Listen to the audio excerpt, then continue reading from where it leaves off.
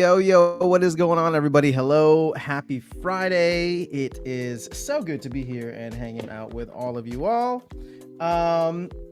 We are on the precipice of, I guess, last cycle's all-time high, 69K, which is obviously a fun number. So let's see, where are we at right now? 68.8, and I've been tracking this thing all morning.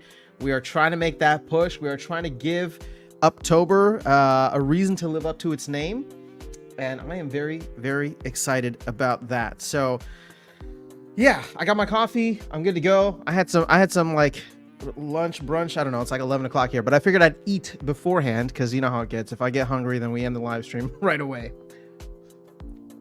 So we are good. We are good to hang, and hopefully we are going to see 69K, maybe even 70K Bitcoin. I mean, come on. It's Friday. Everybody's feeling good. Let me make sure all of the streams and such are set up properly. Yeah, okay, I can hear myself. Fantastic. Now, I'm curious to know, because I have not set up anything yet, but would people be interested in doing a tournament right now? A ghost card tournament. Let me see if I can create one on my other computer here next. It's called like Friday Funday.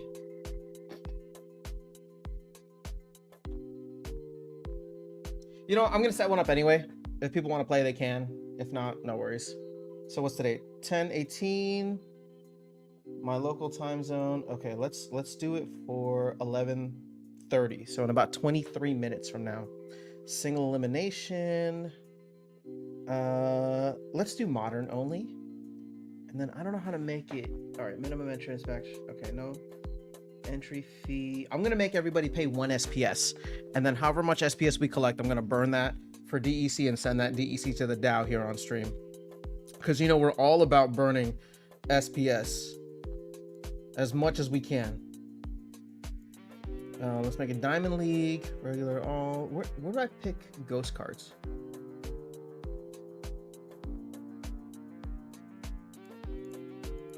Cards. Okay, next. Oh man, you're gonna make me this is annoying. I should have done it before we got on stream. All right, we'll see. Let me see if there's an appetite first for this, if people want to play. We got International Travel Channel in the house. Let's go, Panda. Oh, Darkest Night's calling me back. I called him this morning just to check in and see how he's doing, but can I call you later? There we go. All right, Bananas, you're late. Yeah, I know. I was, like I said, grabbing my coffee, getting a nice little start. But thanks for your patience and thanks for being here. Vile Ville, let's go. There he is. Yes, I am here. We got Level Up Life in the house, representing all the way from the Philippines. Let's go, man. How's it going? Give me a second. Turn this off. Oh. I don't think we need extra light. I'm gonna turn the fan on. It's gotten so nice and cool here. My morning runs are just fantastic because it's not like 90 degrees at 7 a.m.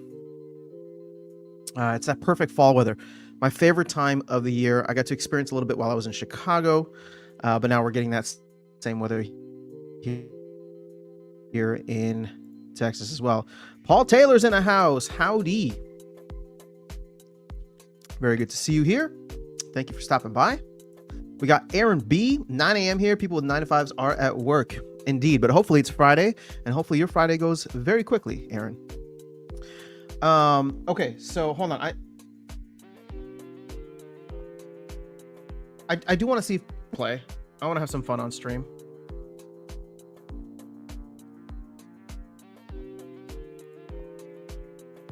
Okay, so let me see if I can set this up now.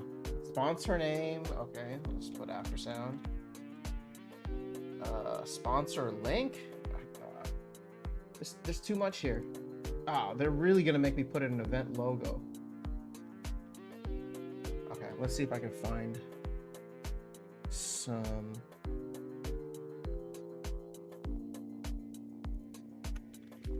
Sorry, I'm doing this on the go. So, what's that called? DuckDuckGo. Let's just go to Google. It's hard to beat Google. I can't seem to get away from it. I'm trying my hardest. Actually, speaking of which, does anybody have a good kind of like decentralized alternative email platform? Because that's what I'd love to see. All right, I kind of, oh, perfect. So copy image address. So I can put that there. That's a square. And then arena background, I'm just gonna put that as well. Sponsor link, I don't know, let's put the YouTube link. youtube.com/ what's it, Aftersound Gaming.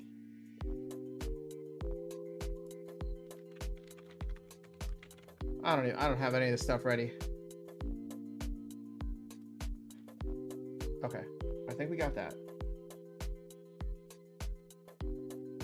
Next. See, okay. It didn't ask me anywhere. Oh, I got taken off the whitelist. Dang it. Okay, well, I guess we're not gonna do that now. I gotta reach out to Royal Eagle. Okay, because I can't. No wonder I couldn't do ghost card tournaments. Okay. I will reach out to him. See, that's what you get. When you ask for something, then they give it to you, and then you don't use it.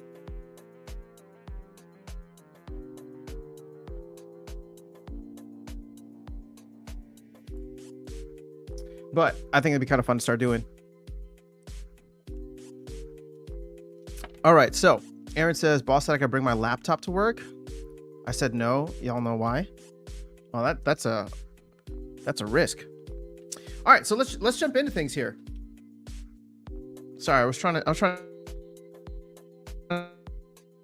see if we can get some tournament action, but it doesn't seem like it's gonna happen. So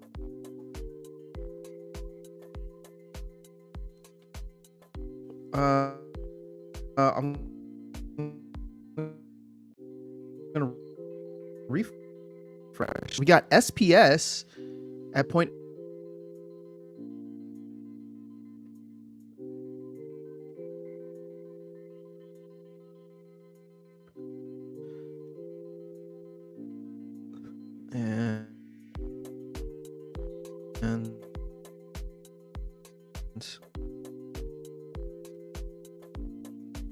Check. I just want to see where all the volume is happening for SPS. So if we look at markets, how do I like scroll over? Oh, there we go. 24-hour volume. Let's reorder that. $59,000 on the MEXC exchange. Whoa. Who does anybody here use that exchange? Just out of curiosity. And then you got another 7,000, almost 7,500 on CoinEx. Those are the two centralized exchanges. And then we got PancakeSwap at 3,800. Nothing, barely, like $200 on Crypto.com. Is Uniswap even on here, or SushiSwap? Where's the Ethereum one? So nobody's even using Ethereum at this point. That doesn't seem right. I wonder if they just don't have their data up to date, which makes me question some of that stuff. Also, why are we... Oh, okay. So MEXC is number 2, but they're the highest volume by far. Okay, so 59,000. So I want to give you guys a little context for this. And the reason why I'm looking at it is because if you go to our own Hive engine, which is where a lot of volume tends to happen, even here, the 24-hour volume is like $1,200. So there's some games being played here, some trading games being played on MEXC, probably even on CoinEx to a certain extent. But I guess what it becomes then, if you really want to have a supply squeeze on these exchanges, you got to buy SPS. You got to buy SPS on there and then take it off the exchange. All right, you know what? It's actually too cold for the fan. So hopefully that'll reduce some of the background noise.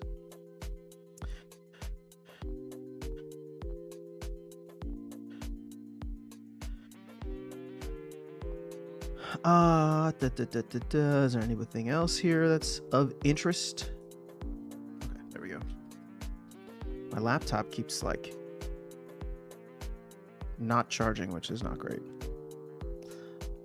You know what? It might be time for a new laptop. I've been saying that for a while, but the 2-for-1 that I could do with getting a new laptop would be getting something not only for content, but actually that'd be pretty good for gaming. So I'd be able to play off the grid on here,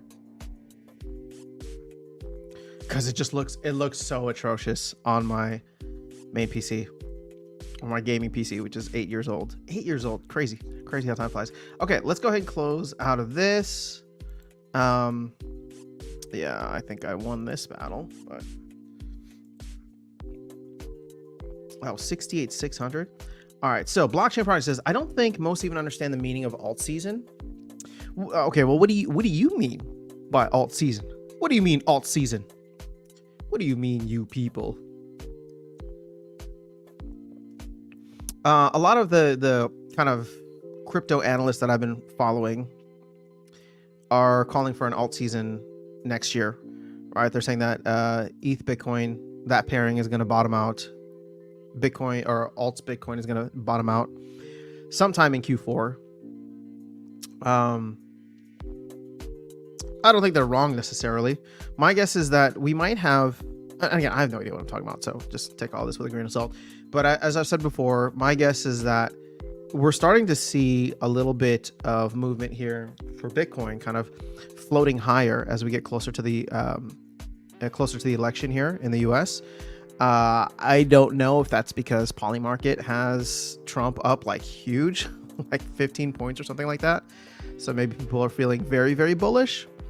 But if that's the case, again, I think 3 big things: November 1st, jobs report; November 5th, election; November 6th and 7th, the next FOMC meeting, at which point I think people are expecting them to cut rates. So those 3 catalysts, all of which are less than 3 weeks away. All right, 1, 2, 3. Yes, less than 3 weeks away. The jobs report's coming in 2 weeks, but there'll be so much clarity moving forward what the direction of the country, at least for the U.S., is going to look like in exactly 3 weeks from now. Actually, less than 3 weeks from now, unless of course there's a contentious election. If you remember 2020, it took a little while for people to figure out what was going on. So at that point, I think we could potentially see the Bitcoin dominance chart go nuclear, because if Bitcoin starts rising in the same way that it took alts a little while. So actually, let's do a little trip down memory lane here, mainly because I remember it one way, but you know how our memories are all super faulty. So I kind of want to re-educate myself with the true history of this, rather than just what I hear online and what I remember from my own memory. So let's go to, okay, actually, we don't even need to search. We're just going to do Bitcoin and Ethereum to make it super easy.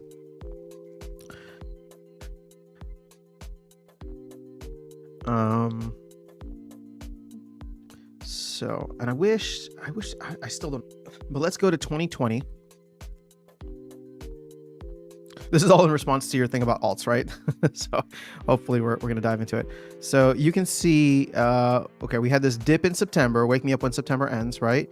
At which point Bitcoin starts to rise, right? So check this out. So you got October, beginning of October, we're still at 10.7, right? Less than 11,000, which again is not anywhere close to the previous all-time high. From there, from the beginning of October, what was that? Yeah, October 5th, 1, 2, 3. October 18th, actually, can we go a little bit earlier? October 11th, we're already, sorry, November 11th. So about a month and a week later, we're at 15,000. By December, first week of December, we're at 19K, flirting with a new all-time high. And by the end of December, look at that, 26,000. So we're blowing past all-time high from the previous cycle. 1226. Christmas is amazing. It's you know, this is obviously in 2020, but everybody's celebrating $26,000 Bitcoin.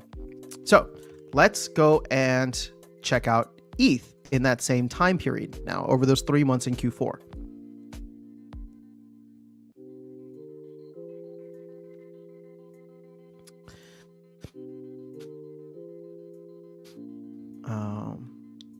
And I know the thing's going to be skewed here, but we'll try our best. So I just want to look at like 2020.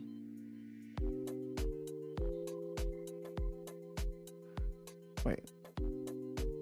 Oh, there we go. Okay, so we can look at 2020 into 2020. Like, we'll go to beginning of 2020. So we'll do like a 2-year here. So check this out. Actually, this is so much better. I didn't know I could do that. So we follow this, and keep in mind, Ethereum all-time high previous to this, actually I think all-time high was like 1100 or something the cycle before. So obviously we're still like very, very far away from that. But here we go.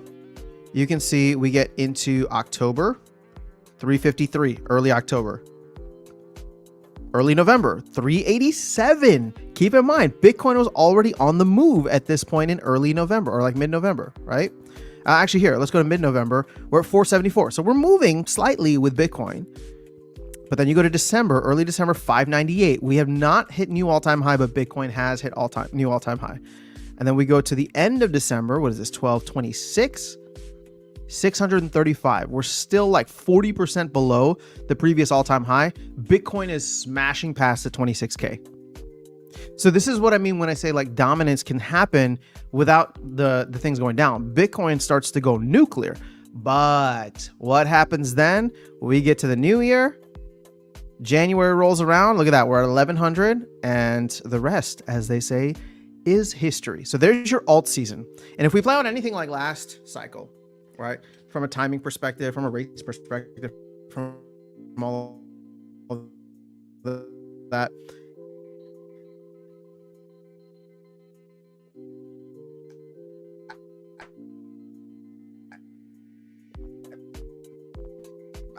I can see the same thing happening where Bitcoin starts to go nuclear November, December. Strategies buying, right? This is before El Salvador. This is before Tesla. This is before any of that. Everybody was just going nuts, right? And thinking that like all the altcoins had been dead or were dead. And then you get your glorious alt season that lasted, for 6 to 12 months after that. So, I guess don't fear. I mean, maybe. I don't know.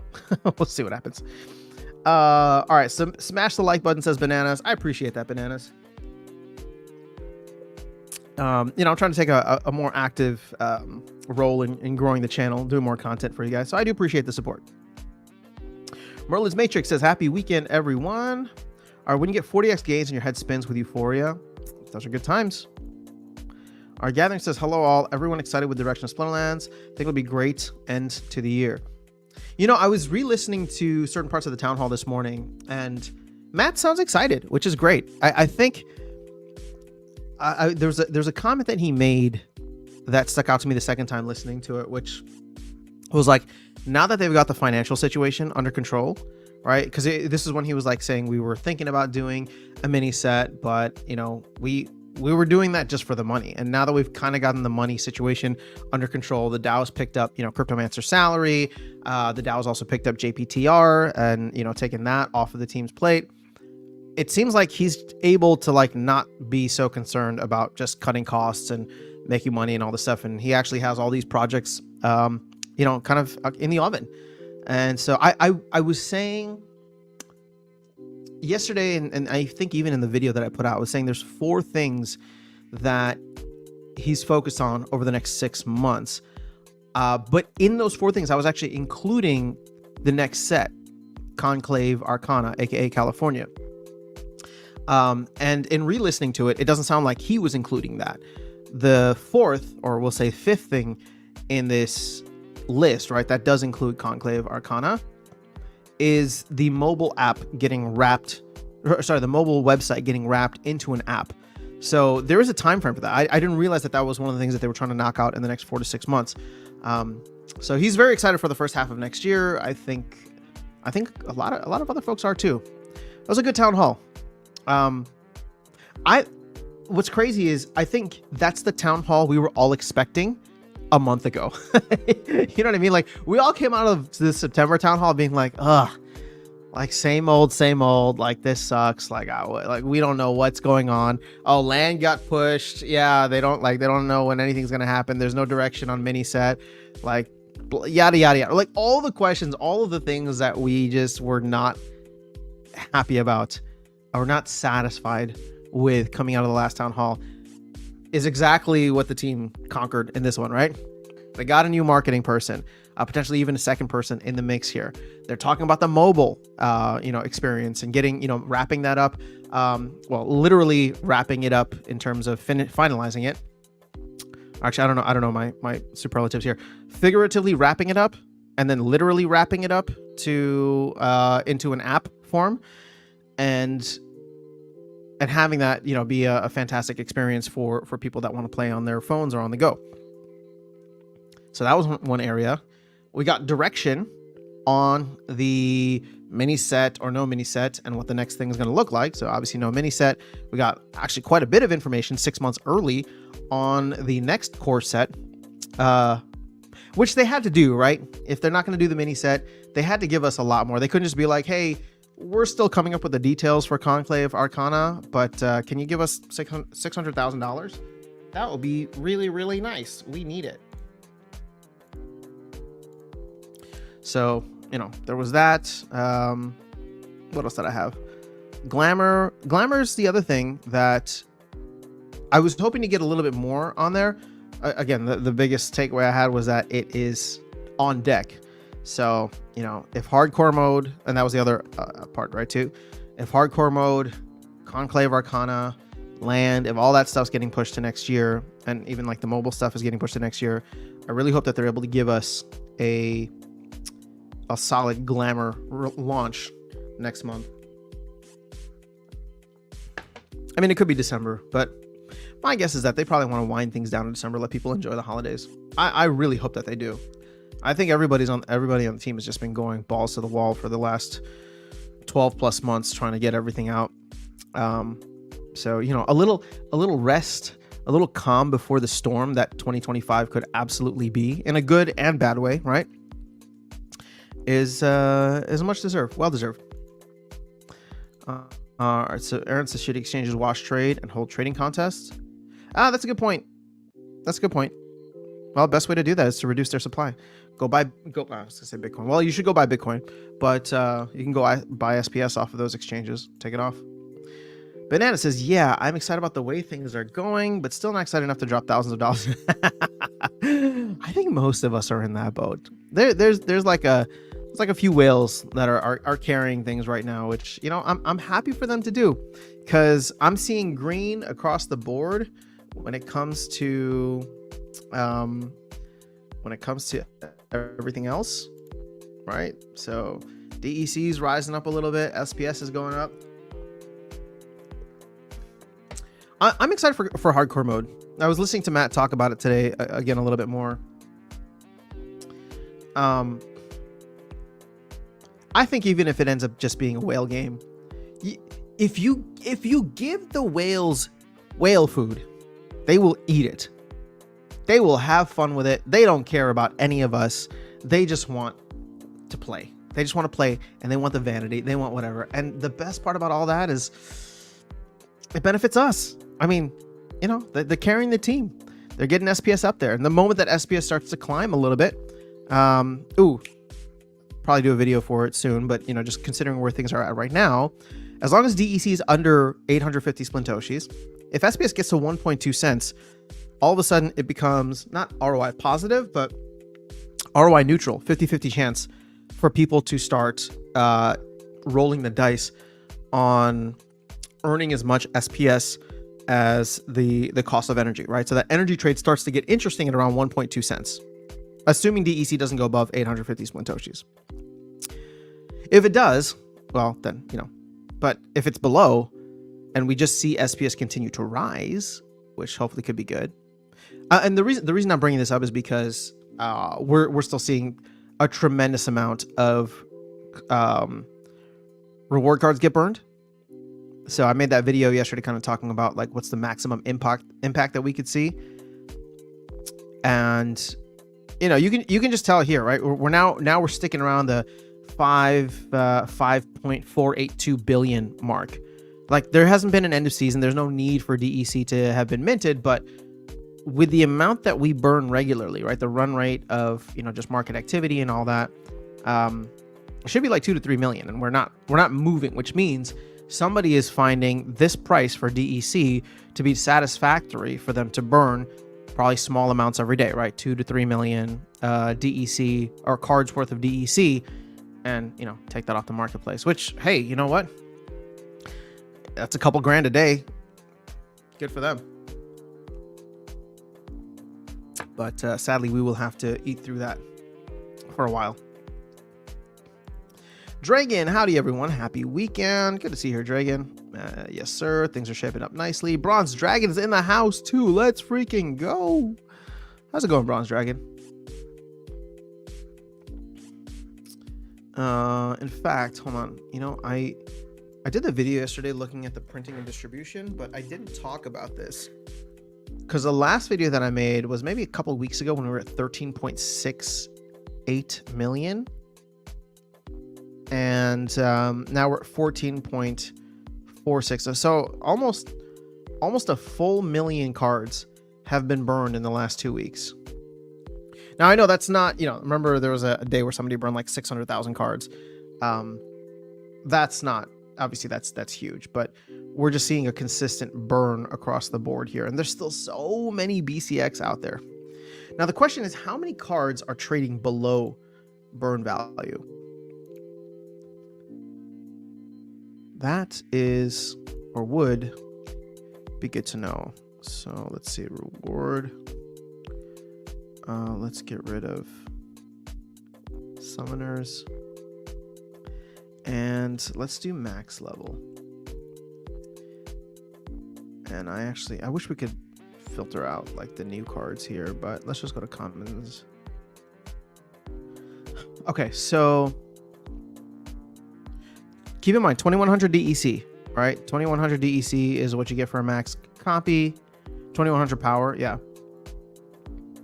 So, I mean, there's still quite a few cards. Now, the premium isn't as nice, right? Because you really would then need DEC to get back up to peg. But it's interesting nonetheless. Like $1.90 here. I guess there's only one of those.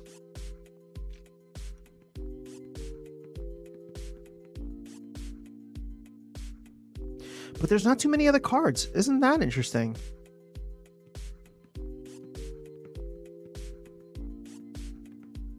Huh. Okay. Let's go to rares real quick, because those tend to be good opportunities too. Okay, so for these, 2400 DEC, right? So we'll say $2.41 when DEC is at peg. So you can see like $2.12, $2.20. But still not that many. 241, like this is the number right here. Anything less than that is technically trading at burn value. And we have a couple of cards here, obviously all the older cards. But then you get into like these cards here. So Dampier Infiltrator, this is part of like Chaos Rewards Phase 2, pre-soulbound, right? Over 241, over 241, just at 240. Wasn't there one more?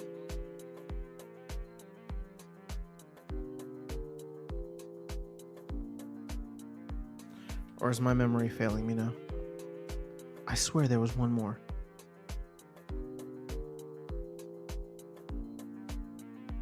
Why do I feel like I'm losing my mind? Hold on.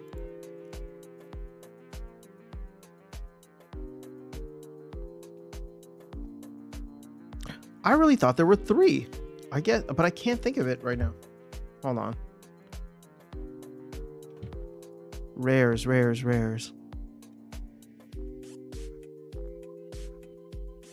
Vampiric Blossom, Dampier Infiltrator, and Volguin. Is that it? Or was Twilight Basilisk new as well? No. I'm having like a Bernstein Bears moment here. It was just these 3? I remember there were 2 epics. Revealer and Tidebiter. 3 legendaries. Sinesh, Venator Kinjo, and Jared Scar. And then 4 commons. Ever Hungry Skull, Murdampere, Bloodmaker. But holy moly, okay. I swear there were 4. Okay. Learn something new every day. All right. Bronze Dragon says, good. I even bought some DEC yesterday after the town hall and recent new packs info. Very nice. All right. Oh, Matt said he's buying DEC. Matt even said he's going to buy SPS soon. I wonder if Matt can push us up to $1. Or sorry, not $1, a penny. Well, it'd be great if Matt can push us up to $1. Holy crap, that'd be awesome. Gather says, focus now on Rebellion. Now that I know the timeline when Chaos rotates out. Good deal. I'm thinking, I mean, look, the conflicts end tomorrow, don't they?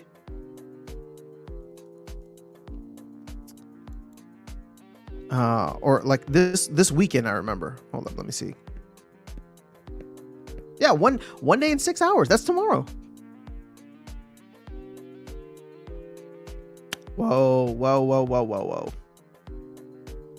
And let's go and see the set value now. Set value.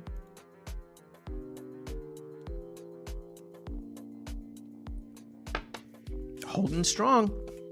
6,400. This is probably going to get a couple hundred, like a couple hundred added on. Because I can't imagine Nidhogger is going to be less than like $20. So $220 would be the minimum added. Again, for a max copy of Nidhogger.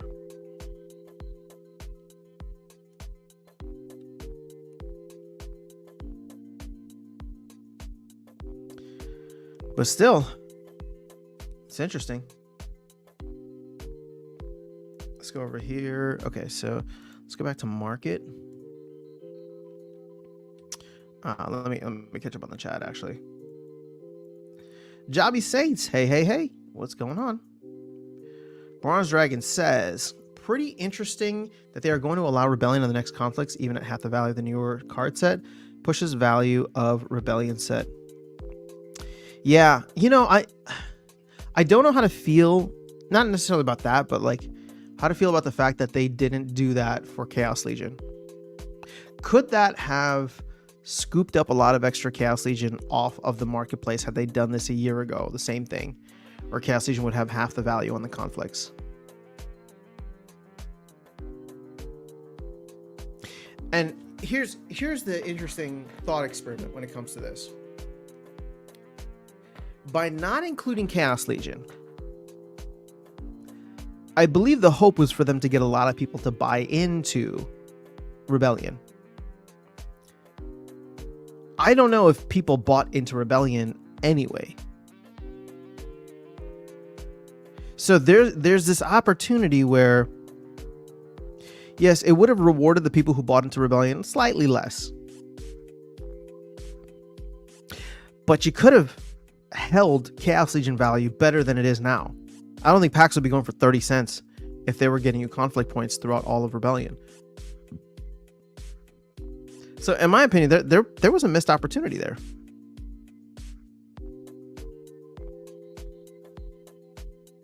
And maybe, you know, the people who went hardcore in Rebellion, like, they'll be upset about that. I mean, there's nothing to be upset about. It didn't happen. But they'll disagree with that. I don't know. I just missed opportunity. Our last update was excellent for fixing a lot of things that will make NPE better. Awesome. What's your favorite thing, Aaron? All right, Dragon says, what are we looking for again now? Oh, what are we looking for again? I swear I thought in the second round of Chaos Legion reward cards, there were four rare cards. So Volguin, Dampure Infiltrator, Vampiric Blossom, and I swear I thought there was a fourth one. But I couldn't find it. So I guess I'm just misremembering. But then again, you know what? That kind of makes sense. 4 commons, 3 rares, 2 epics, and then 3 legendary. I bought 18 Rebellion packs yesterday. 18 whole packs. I did get 1 legendary, but it wasn't the soybean loaf. That's a good name for it.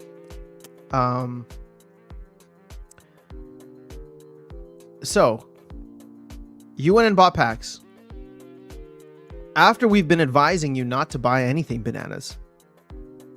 So if you complain, that one's on you, man. We've said not to buy anything. All right, me too gathering. I want to at least gold Rebellion deck to remain competitive in Modern. When Seal rotates out, I don't think many players will keep up with Rebellion. Yeah, so you know, I think I put this out in a video at some point.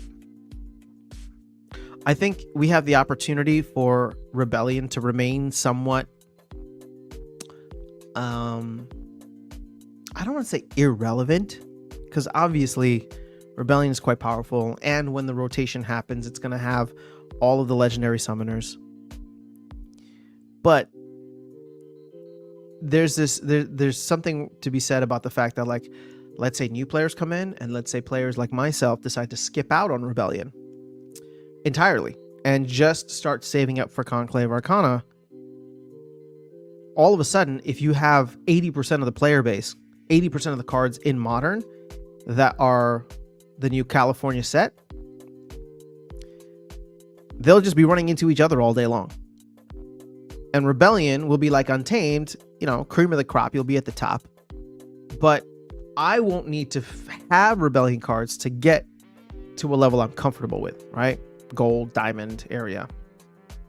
It'll only be once I hit upper tiers that I start to run into a lot of Rebellion cards.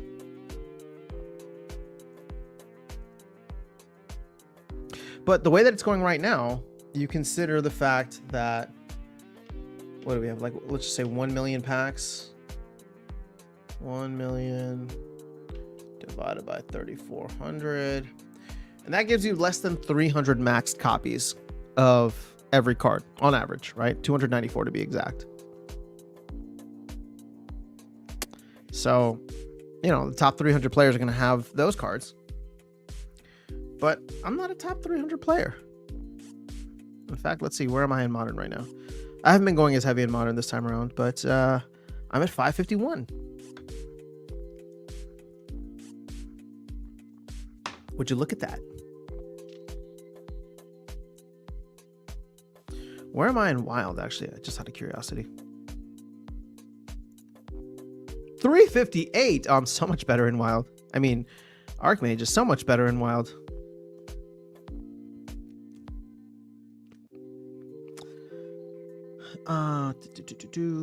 Let's see. Gold, Bronze Dragon. I was about to call you Gold Dragon if you upgraded. All right, hoping to get a nice level Nidhogger to add to the Dragon's Den. I'm very curious to see how meta game breaking of a card that's going to be. I don't think it seems too expensive and too detractionary, if that's a word. Like the force level reduction or force reduction plus the 10 mana is like a huge balance on it. I don't know. Banana says, I don't think the current wagons should need to be repaired if you use them for Rebellion cards. Only if you use them for the Carne Asada ones. Yeah, I mean, they said that there's going to be like an upgrade. So I don't, the upgrade confuses me. Like, wagons are wagons, right? So I can understand, all right, after Rebellion conflicts are done, you need to repair them. That's cool. And I do hope they make it in a way where maybe you need equal parts like iron, stone, and wood in order to recreate the wagons or to repair them. Or if you're lazy, they offer like a premium service where you could just pay DEC. But if you use the actual, like basically if you use the actual resources, then all of a sudden it's like, you know, like 10-20% cheaper. Braun says, hindsight is always 2020, but it seems that they're trying to recoup some Rebellion pack sales before they go out. Yeah, I'm not surprised. I don't blame them. Rebellion has been abysmal compared to previous sets. The fact that we have not even surpassed Untamed shows that the player base didn't advance. It actually retracted from Chaos Legion times. And when I say that, I'm not talking about the numbers, right? The numbers are probably the same or similar, but the willingness to spend, right? The demand for products was significantly less because Untamed brought both the core set as well as dice, and there were a couple of promo cards sprinkled in there. Now you can make the case that, hey, Hall of Legends, for example, is somewhat countering that narrative. You're like over 200 million DEC at this point, but that's still not enough.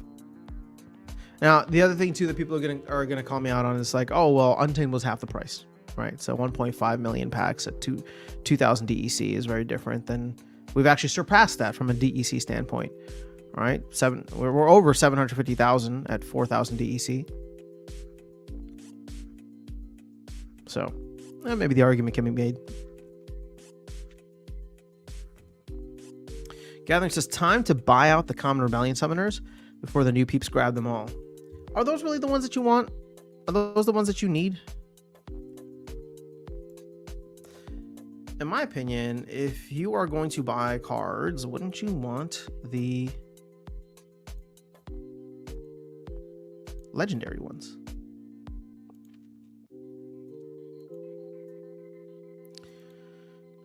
Let's go to all levels here. And let's focus on summoners. Although it is quite pricey. Oh wow, there's so many EMPs out there. Is he not good? I thought I heard he was great. 119 for sale. Yikes.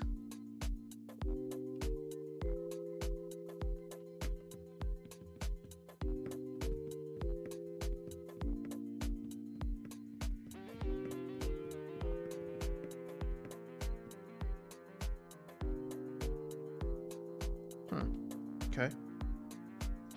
Aaron says, I put my gold foil Inevitable up for sale 150. Only one on the market. Only for 150. Wow. Okay. We'll be on Market Watch Sunday if it is still there. Gavin, I like your Market Watch videos. It helps me keep up in the know. Thanks, man. Yeah, I'll be putting up all of my rolling gold ones on the market when conflicts are over. Okay, so expecting a little market tumble. Most new people won't want to spend big bucks on legendary summoners. They will want the cheap ones. Okay. But when are we expecting new players now?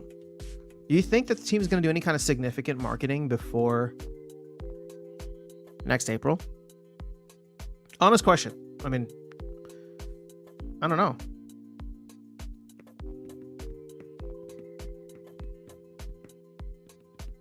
I should buy one BCX of Avena. I think one BCX can still come in handy. Like I was doing this little exercise earlier. Let's take summoners out. I was looking at cards that could be valuable even at the base level, right? So Dark Dead Blast, even having a level 1 of that is pretty solid. There weren't too many, right? But Dark Dead Blast was a good one.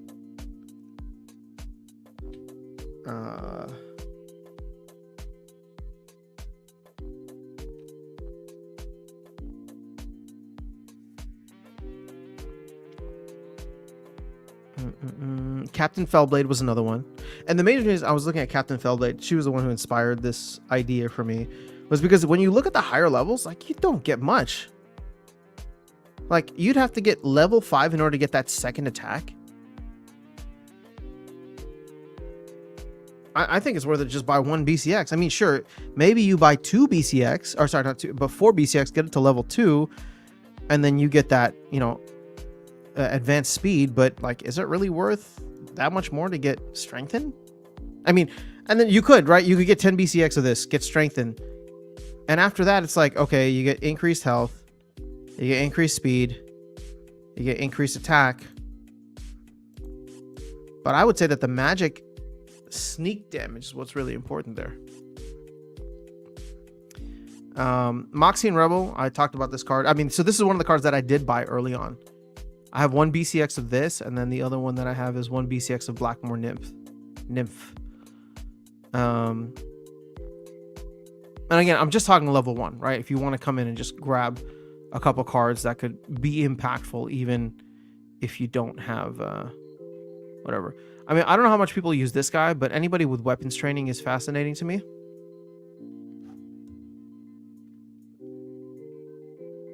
Anacron Bolter. I mean, I should have bought this card like a long time ago. 73 cents. Fantastic at the first level, especially for ranged only games. And yeah, I mean, like beyond that, like what else do you need? You're gonna pay 60 whatever BCX in order to get repair? Sure, that's cool, I guess.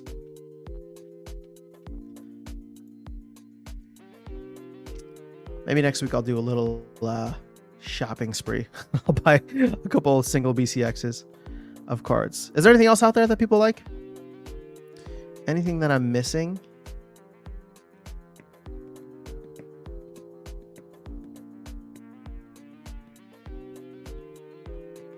Torch Vizier could be interesting. Probably, you know what? Probably one BCX of any of these 2-mana cards. So Dagon Dark Surveyor probably would have been a good one. I should have gotten on that early on. I mean, I still can. Merryput Magician. Actually, I have one of these because I think I opened up a pack. But, you know, getting that heal and an odd mana, right? So if you play odds and need a healer, clutch. I already got Venari Crystalsmith, but cool to have that. Lurking Puffer for 22 cents. Although there are better use cases for weapons training, I would say, with Earth. You don't have too many magic reflect options for water, so that's actually kind of nice.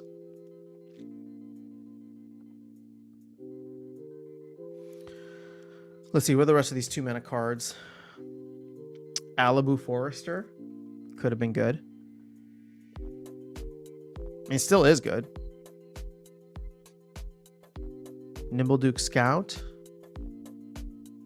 That's interesting. I tend to go with the other cards for weapons training. Like Backfire is cool, but it's not all that. I'm missing one. Who did I miss? It's another 2-mana card somewhere. Was it a death one? We did water. We did earth. We did fire.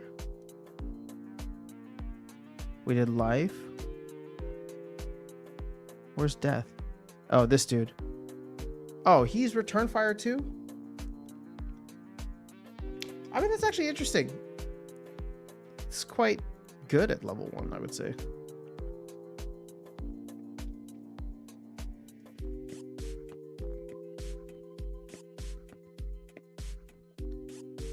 Some of these cards are going to be really interesting at the lower levels. So here's what I'm curious about. Take legendaries out of it. And I know there's a lot of decent legendaries, but what is this, like 400 to 600, 500 to 700 bucks to get silver level commons, rares, and epics? I don't even know that you need the epics. I mean, are the epics that good? So I'm just kind of like shopping out loud right now.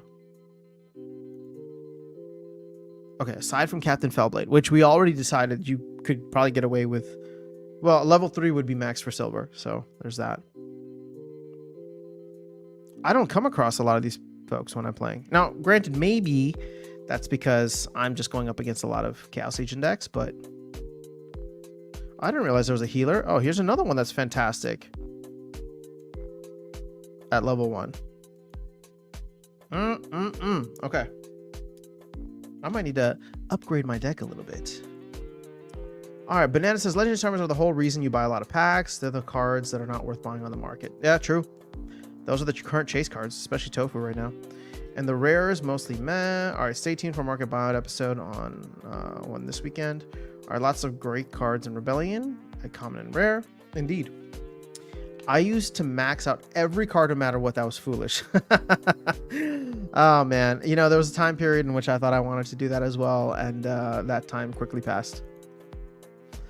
International Travel Channel says, I buy max level Untamed cards. They are extremely cheap, especially the Summoners. Royal Eagle just post a screenshot of gold foil draws in Discord. Oh, okay. Let's go take a look at that real quick. And I think I should be able to bring that over to here if it's just a screenshot. I'm assuming in the tavern.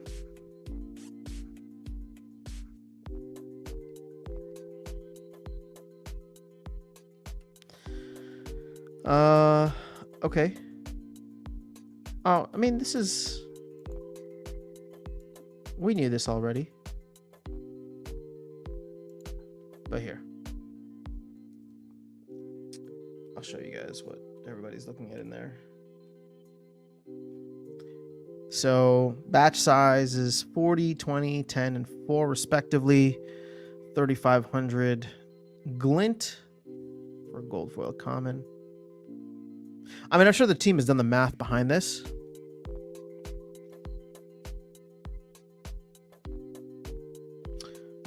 But interesting nonetheless. Oh, okay. Dude, see, ever since giving up coffee, I'm just always tired now. All right, yeah, and the tavern. Thanks, Bronze Dragon. All right, Banana says, I should look at Untamed cards. I sold a few max level ones. I can replace them now for SPS on the DECs or pennies on the dollar. Let's go take a look. Why not?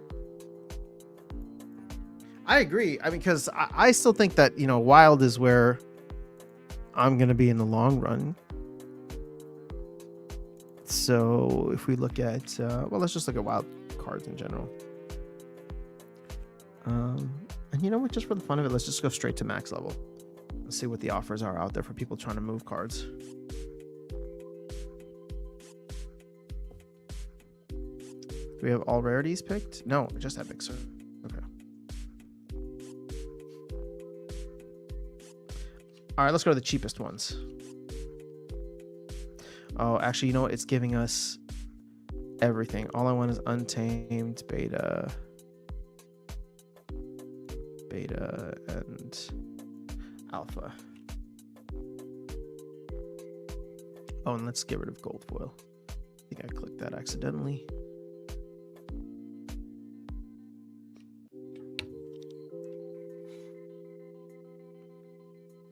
Oh, this goes deep. Okay. Whoa, oh my gosh, a Nightmare's going for $8 a max level Nightmare. Oh, that's insane. That's insane.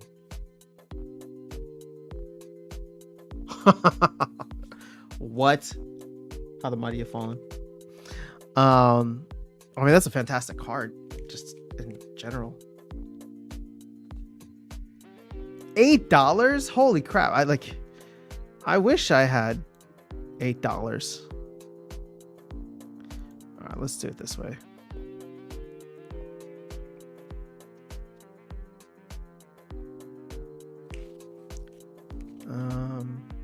Grim Reaper seems cool.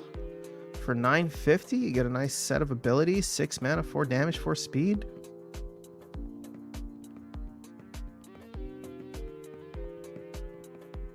I mean, even Tortoisan Fighter. Little League. Melee only. Fantastic card.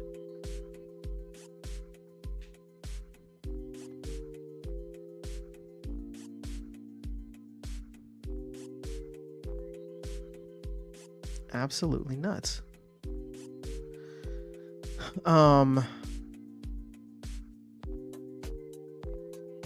Chain spinner. I remember when people really liked that card.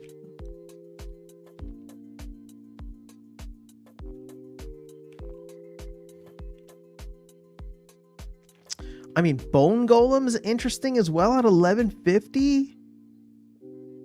Say what? I mean, Void and Repair for Death?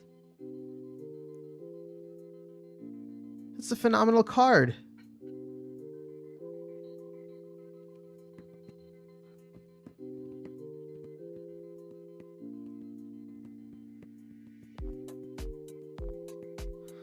Okay. What else we got?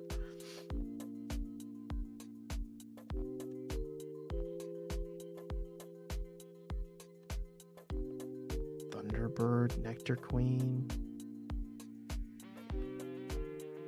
Oh my, Onyx Sentinel going for $16, less than $16. This is outrageous. I will not stand for this. I wish I had money.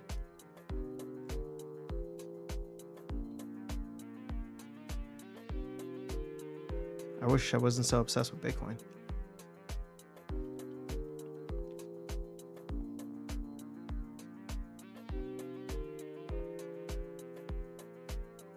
Mythica Headhunter. I remember this card used to terrorize me. 20 bucks. 20 bucks. That's it now.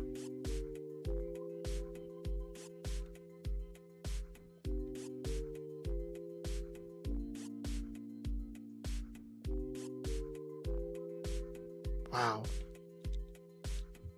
Pyromaniac. Another great one. Sneak blast damage.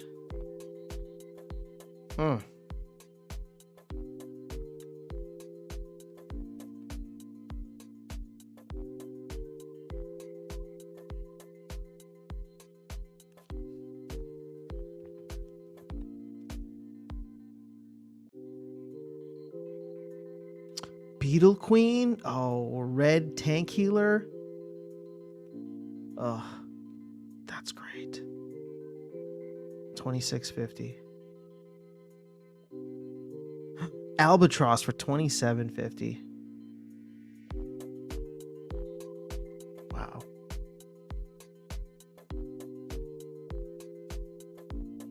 Max Dark Hound for 10 or for 33 bucks. Wow. Soulstorm, pretty good. Sporcer, another good one that I used to run into a lot.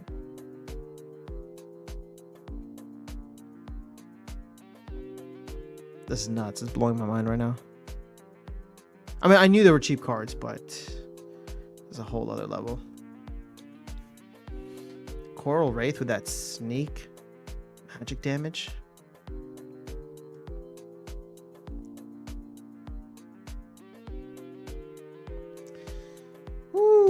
So many good options.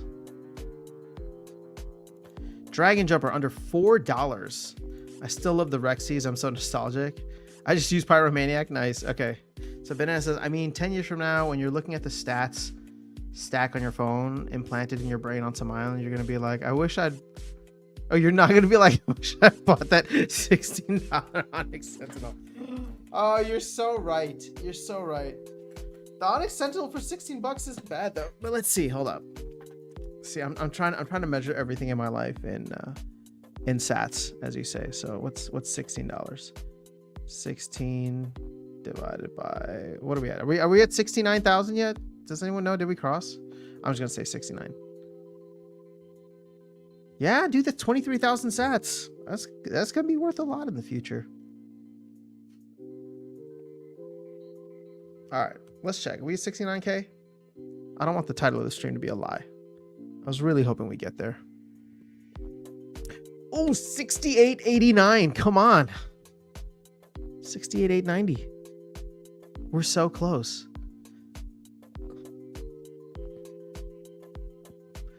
Is there like an online Bitcoin exchange we can just log into and check? Bitcoin price. Oh, pick. Bitcoin pick. Ew. Let's just go to Bitcoin market cap. I want to see what the buy and sell walls look like. But I'm not going to log into an exchange right now.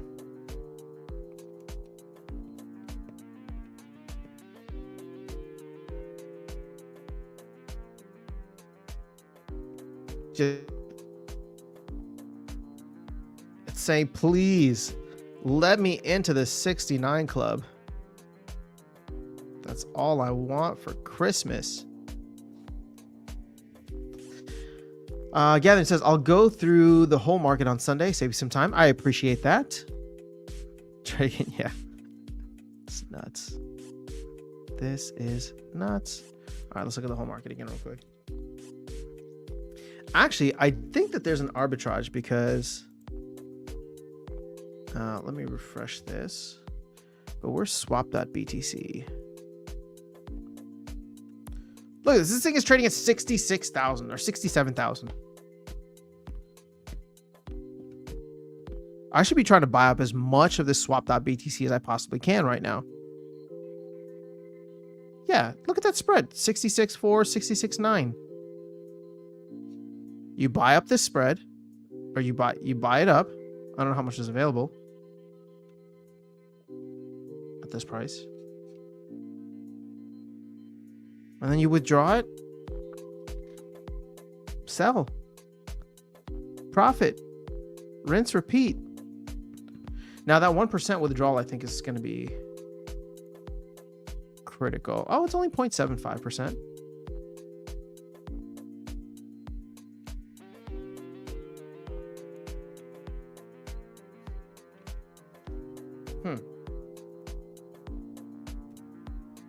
I wonder what else is not doing great on that spread. Okay. What else we got going on? SPS is hanging out. Thankfully, we've seen it make a little bit of a comeback. Man, this DEC supply's gotta go.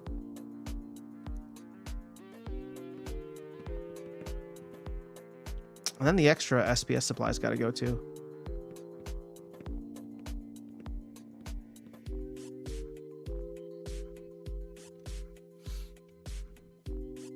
Bananas, how much do you think Bitcoin's going to be worth in 10 years from now?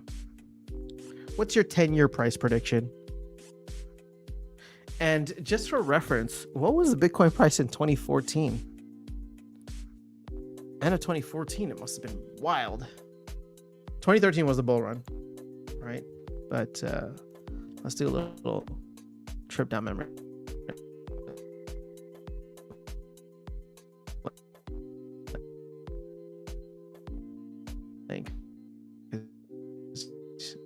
You've piqued my interest now.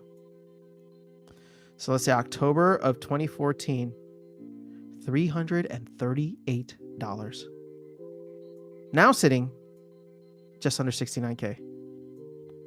What's the return on that? I must see it. I must calculate it. 69,000 over 340, we'll say. 202x return. You think we're going to match that? Oh my gosh. 16 times 200. That Onyx Sentinel today in 10 years could cost me $3,200. You're absolutely right. I'm not spending a dime on any cards. We're going to live for 2034. That's what we're going to do.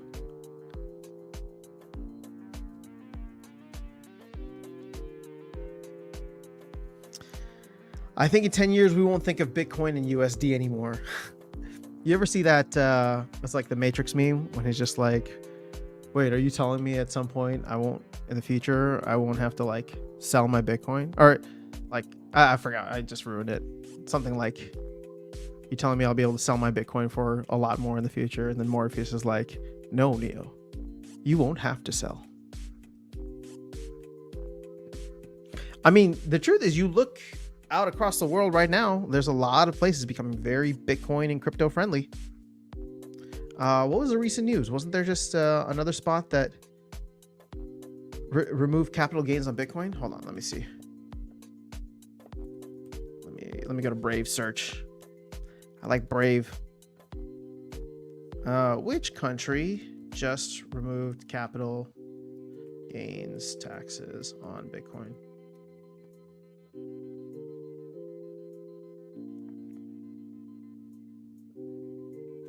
Based on the provided search results, no country has removed capital gains tax. That's a lot. Wait, am I misremembering this? They're saying, in fact, Italy's increasing capital gains. Yeah, that's a L for Italy.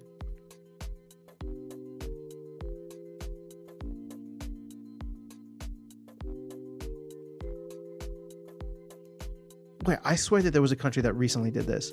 Oh, there's a list here of countries that... Do I need to go to ChatGPT?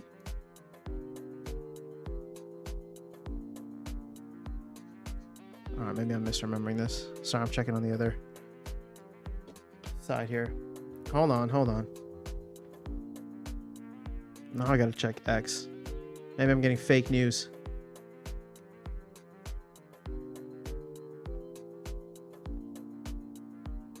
But I know if I type in Bitcoin capital gains, all I'm gonna get is Italy stuff.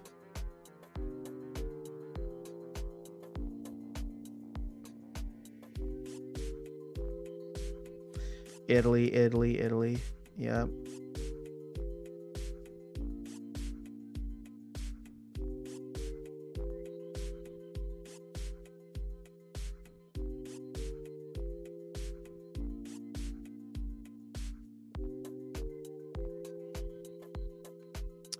You're saying Belarus? Okay, see, I saw them on the list as well, but for some reason I thought it was a bigger country than that.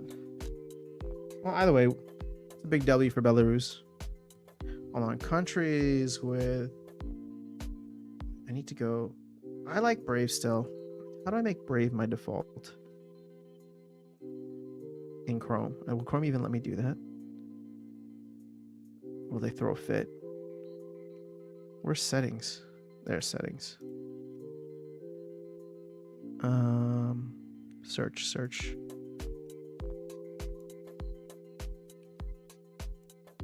Change to...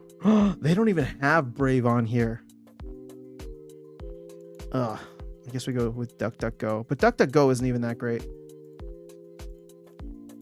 Alright, I guess we go to Brave search again. List of all countries with no capital gains tax on Bitcoin.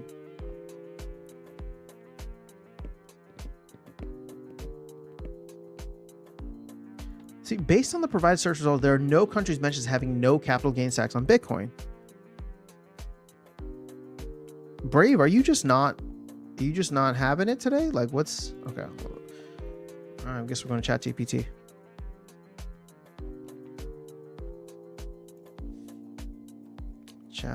What is it? OpenAI. ChatGPT. All right, DuckDuckGo is giving me some weird stuff now. Sorry, I know I'm doing this all off screen.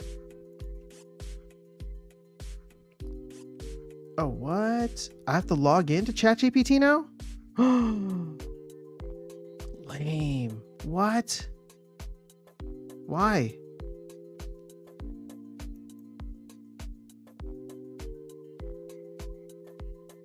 All right, I guess we're not using ChatGPT either. I mean, actually, the truth is they probably should have made that happen a long time ago. All right, so let me get back to the chat here. Banana says, I think it's very likely the U.S. could see hyperinflation like in Venezuela, so Bitcoin could be worth like $1 trillion, but $1 trillion will buy one car. Do you really think we'll hit hyperinflation here? Like Venezuela or like the Weimar Republic before that? Maybe I'm just being like optimistic. I'm hoping that we don't get to that level. I'm hoping that there are things that can still be reversed, but yeah, I mean, look, I'm like hoping for the best, but I'm also at the same time preparing for the worst because I don't know what it looks like.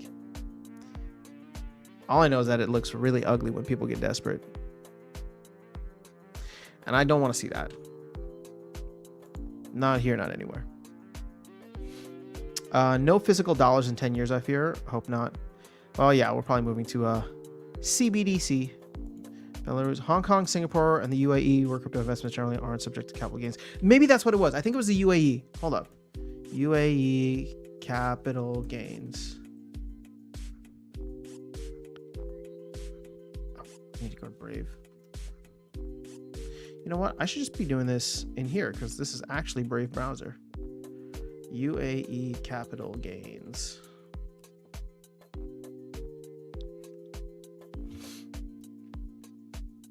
There's no capital gains tax imposed on UAE. This applies to both UAE and resident individuals, as well as businesses.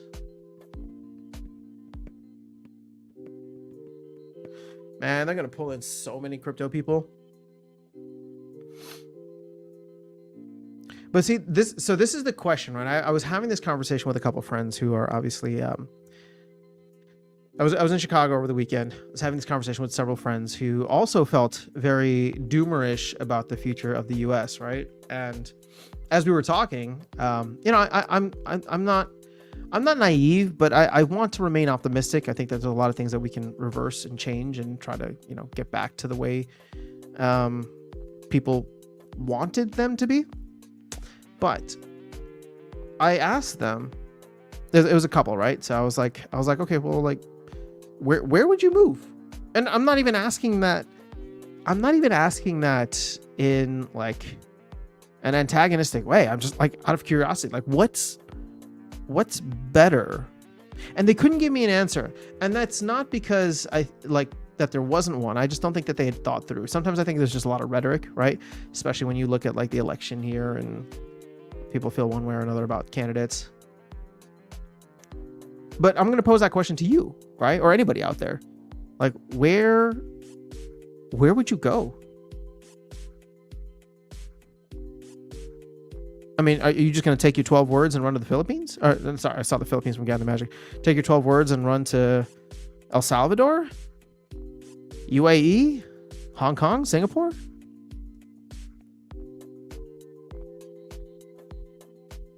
I don't know. I'm curious. Throw some countries in the chat. I'm very curious to see where people would be willing to move. Like literally upend your life and move to.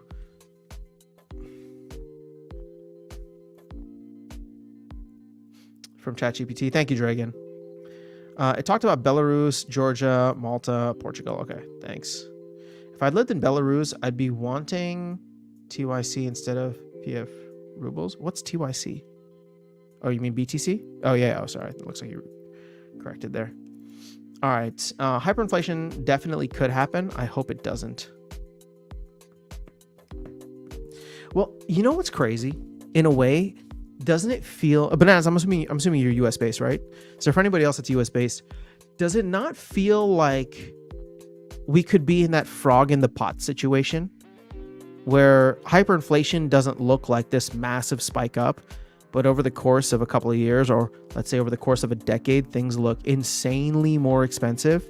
I mean, just in the 4-year period since the pandemic, prices have gone wild in many areas.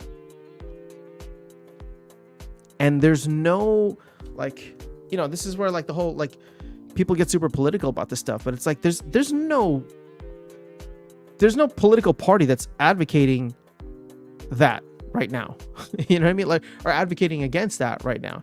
Nobody's saying like, okay, yeah, we reduce government spending, but not just that, we need to find a way to like take a bunch of dollars off the market.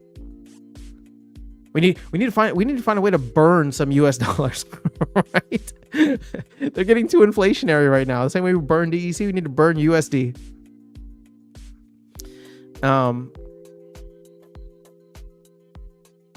So I don't know, man. It's tough. I mean, I'm tied to the US for many reasons, sadly. So I don't know that I'd be able to just up and bounce. But that gets back to the question of like, okay, well, if I could, where would I go?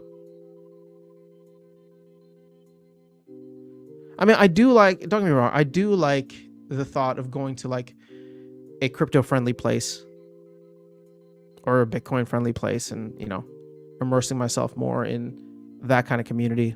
Actually, one of my goals for 2025 is to visit El Salvador.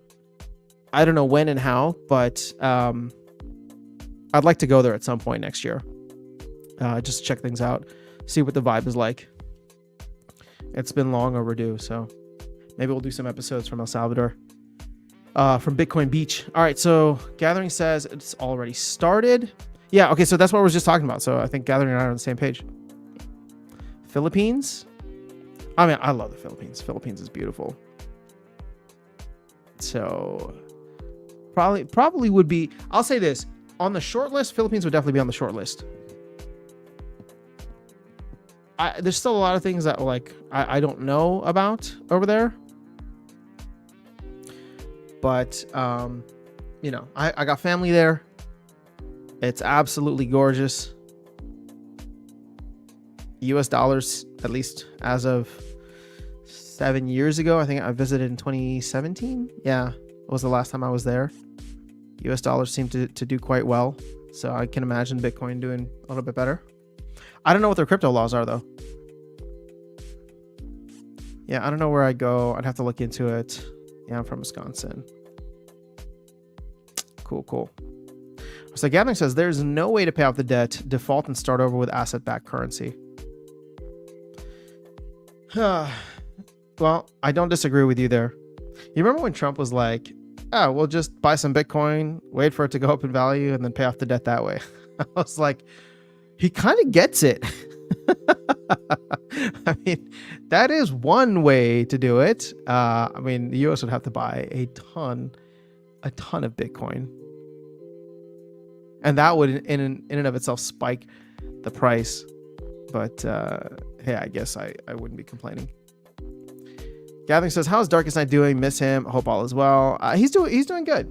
You know, I want to try to convince him to jump back on, you know, the channel here at some point, but he's just not, like, I don't think he's literally even had a thought about Splinterlands in the past month or two.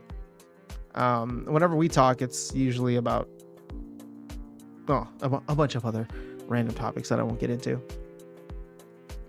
But he's been playing a bunch of Mir 4. I think that's his top Web3 game and the only thing that he really cares about. And then, of course, a bunch of other Web2 stuff. Dragon says, I love the Philippines. I've been to Davao a couple times for a few weeks.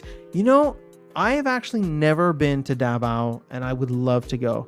I've been to many other places, obviously some of the big spots, Manila, Cebu. Gosh, I cannot remember the names of the other things. There was that underwater volcano that I got to visit. Taal, I think, was cool. Was what it was called. I mean, that was more like a touristy thing. I went to Oslob. I went to Bohol with the chocolate hills. This is a beautiful country, man. I really love it there. It was back in 2022. I should have bought Bitcoin. We should all just be sitting at home in our living rooms with you know that like there's like that meme of like just a mattress and a TV, or a mattress and like a laptop on the floor. And people like dudes will have $800,000 in Bitcoin and live like this. Like, yeah, yep, that's all of us. It was back in 2012. Oh man, if you had bought Bitcoin in 2012, what's everybody's everybody has a Bitcoin like miss story, like a Bitcoin L story, right? For example, mine, I think I've said it before. The first time I heard about Bitcoin was in 2015. It was $200. First time I bought Bitcoin was not until 2017 when it was already $4,000. So had I just like listened instead of being like, I don't know what the hell you're talking about. Stop talking to me about this like magic internet money.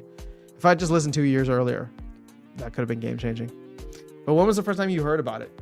Not bought, but heard about it. Like it just crossed your radar as something that somebody else was absolutely obsessed with, and all you could do is look at them and be like, "What's wrong with you? What's this ranting and raving about this magic internet money?" All right, I got an energy, so I want to play a battle while I let you guys reveal your stories if you're willing to. Oh, we have already been for an hour, on for an hour and a half. Okay, let's do a battle, and then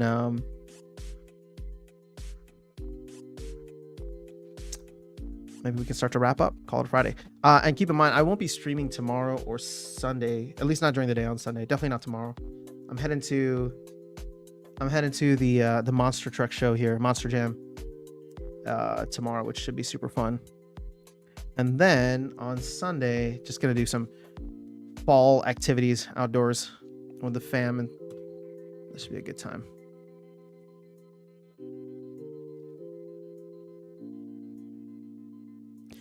Just trying to take in the most. All right, so what's going on here? You're not letting me play. I hit battle, and then you get stuck. Unless I don't have an energy. Okay, there we go.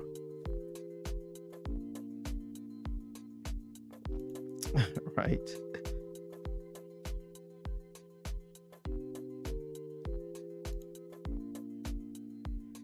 Oh, Bananas says, I tried to buy some in 2012, but couldn't figure it out.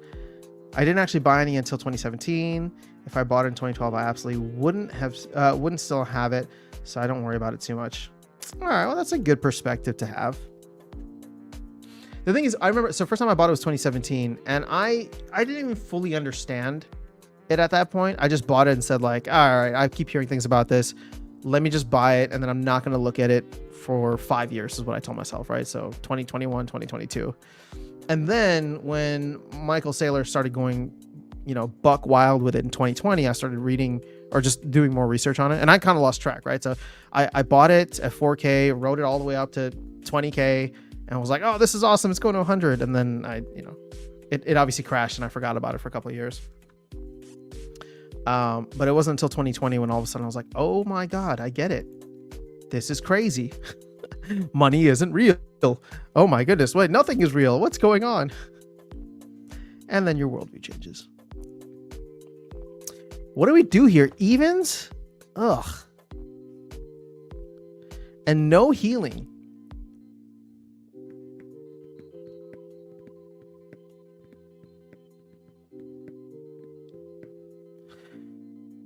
I don't like this at all.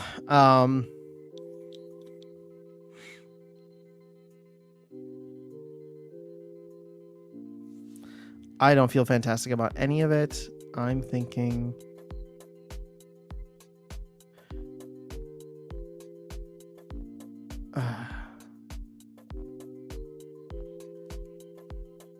you know what? You know what? Screw it. Let's do it this way.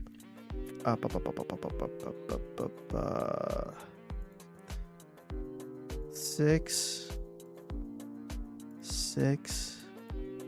2. All right, so therefore we get... Oh, but that's the only 2 mana I got? Ugh. Okay, you know what? I don't like that. What if we do... Yeah, okay. So we're going to do 6. See, do we go with... I'm running out of time. All right, so we put him in front.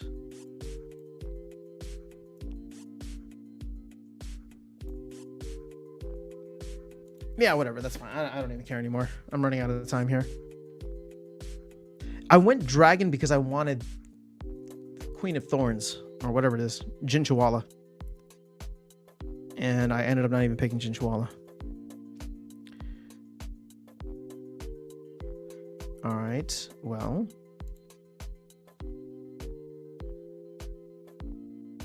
Oh, I know exactly what's going to happen. I'm going to get poisoned in the first instance of this.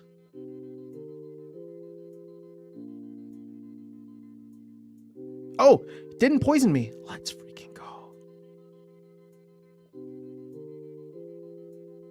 Oh, we needed to get that poison in. Oh, beautiful. Look at that thorns. Ah, oh, so clutchity clutch. All right, finish the job. Let's go.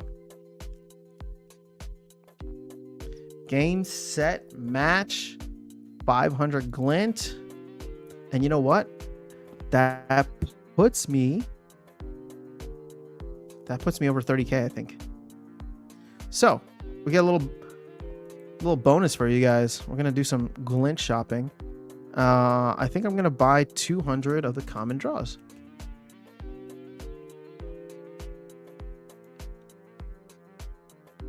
Now, I don't know how many days we are into the season. Oh, not that many. So hopefully I'll still be able to get the rest of the commons and all of the rares, but that's going to be like another 90,000 glint. I don't have that much.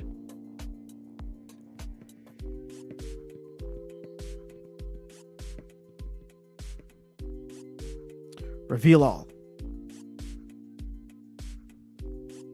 Actually, this is kind of boring because I'm not going to get anything like fantastic from it, so I'm going to skip it. Sorry, I know I built this up for you guys as something that could be awesome, but too bad.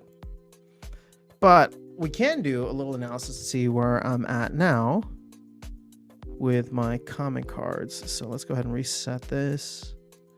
Let's go to rewards. Let's go to commons. And we're going to combine all. Now, there are a couple cards here which I thought I would have been using way more, and I have not even really touched them. In fact, there's a card that I've been using that I didn't think that I would use.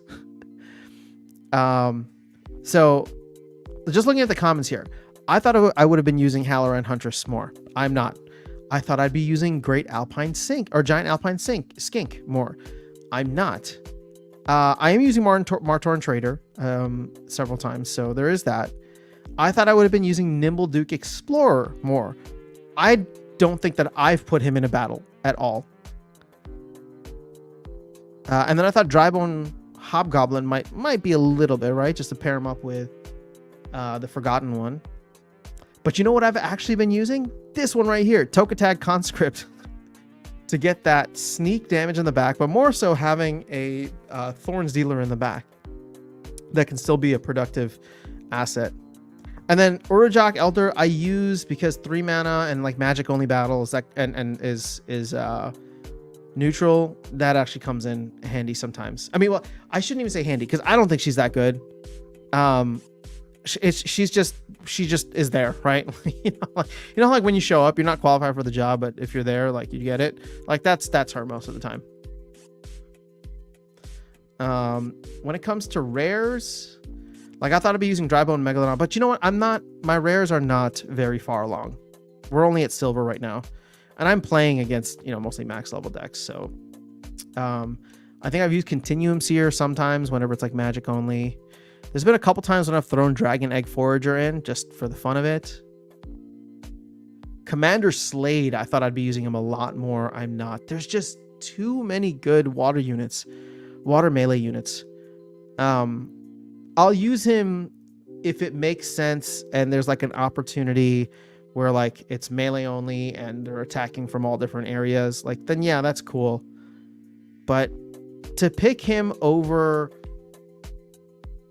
Demon Shark, to pick him over Coastal Sentry is really difficult. There's just not, and again, he's level 4, right? But even still, if you were to get to the super high levels, which could make for an interesting situation once,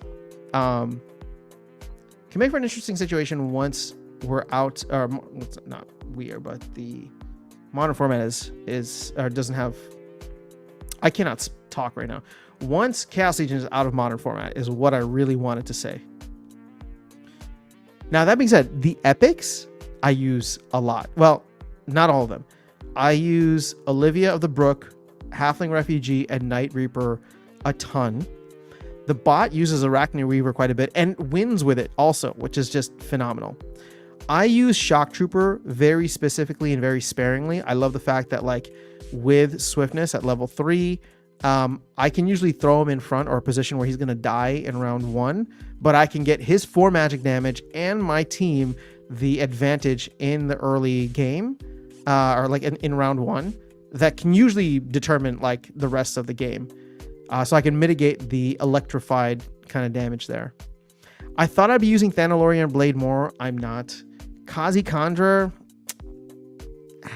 I never like to throw it in because of the chance of burning. And then legendary, I actually opened Gallicus up in one of the, the advancement chests that you get. So that's pretty cool. He's probably the only legendary that I want at max level, because he's just super synergistic. 4 mana. So yeah, really like him. All right. So Dragon says, I don't think I even really paid attention to BTC until SPL. All right, fair enough. You're hanging out with me too much. All right. So 3Von says, Wicked Kelia is funny. Yeah, you know what's funny? If you go back and watch the stream when I was like trying to pick, I wanted to pick Kelia. Like in my mind, I was looking for the Kelia image. I wasn't thinking like Kelia, like the card. I was just looking for the Kelia image, and I couldn't find it. That's why I kept scrolling up and down. And then I was like, oh wait, there's a skin on it. That's why. All right, so even if you bought Bitcoin when it was under $1,000, you would have sold it long before it hit 50K. That's just the way it is. I mean, for some people, but for some others, they got diamond hands. All right, so Bronzek says, I'm enjoying the new capabilities of the glamour system with them displaying the possibilities in the current Halloween skins. Yeah, that's cool. I mean, we haven't really gotten it yet, but I'm hopeful that there'll be opportunities to help the game economy as well as support the team financially. I think people get excited about that stuff, customization. I think it's pretty cool.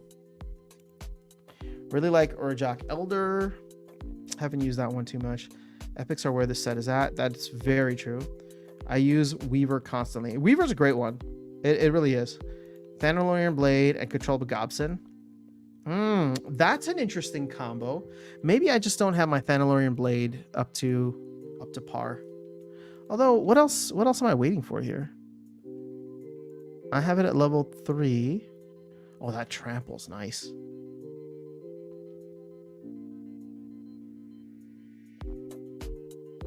Yeah, it doesn't get faster. I guess I'll get like an additional damage next, and that'll be nice.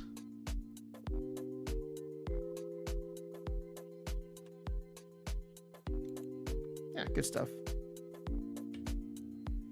All right, guys, is that it? That might be it for the live stream today. Sadly, I don't know that we've crossed 69K. Let's see, one last F5. Nope. Well, hopefully we will get there by Monday. Monday, at the very least, I should stream. I don't know if I'm going to stream Sunday night. Unless, do people want to do like a Sunday night Splinterlands stream? There's no Bears game this weekend, so, I'm kind of like free on Sundays. Or on this Sunday. All right, animals saving their glint now for gold draws. And will you unlock and sell them? I'm not going to bother with gold draws. I'm struggling as it is to level up my deck. And I don't want to get into a situation where like I don't focus on leveling it up and then all of a sudden it's like, all right, time to rotate out. All right. Because I can't imagine that this set is going to be in there as long as the last one. Actually, I can see it from a timing perspective. If Conclave Arcana does come out in April, they could potentially wait until 2026, but that would be kind of garbage. I would hope that they would get it done, probably not over the summer, because that's only 3 months after Conclave Arcana comes out, but it'd be cool if they did it 6 months after. So we're talking like October of next year. So like a year from now. At the rate that I'm going, I really should be able to max them all out. I don't think that that's going to be an issue if I stay very focused on it. But yeah, at some point, I'm going to stop focusing on commons and rares. Just because with the advancement tiers and chests and stuff like that, if I start buying chests instead, there might be... I'll probably end up, I don't want to get extra, is I guess where I'm trying to go. I want to be like as efficient as possible. So let's see, Soulbound Card Monitor. Rebellion.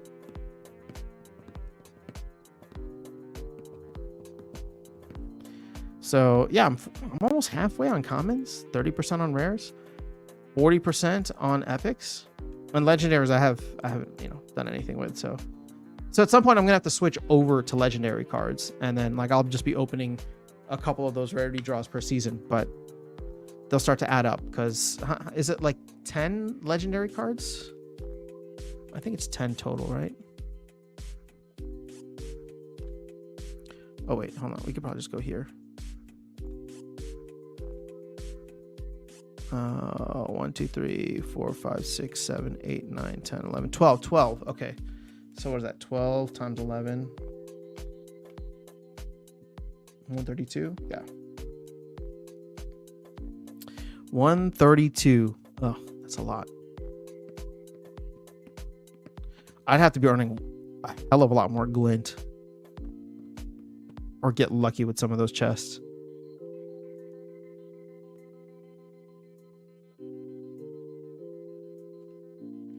But the comments just don't excite me outside of this dude. So, yo, Bolts, what's going on? Good to see you here. Sorry, we're just wrapping up. All right, guys. Well, have an amazing rest of your Friday, or if it's already the weekend for you, I hope you have a fantastic weekend ahead. I'll try to keep you coming with some content and make sure that I record. Just there's some content coming to you over the weekend, but otherwise, that should be it for me for now. Hopefully we get that 69K Bitcoin. Hopefully by Monday's stream, we're at 70K or above, and things just go absolutely buck wild. We'll be 2 weeks away from the election, 2 weeks away from the hopefully second rate cut. Exciting stuff. Exciting times ahead. Have a good one. Peace.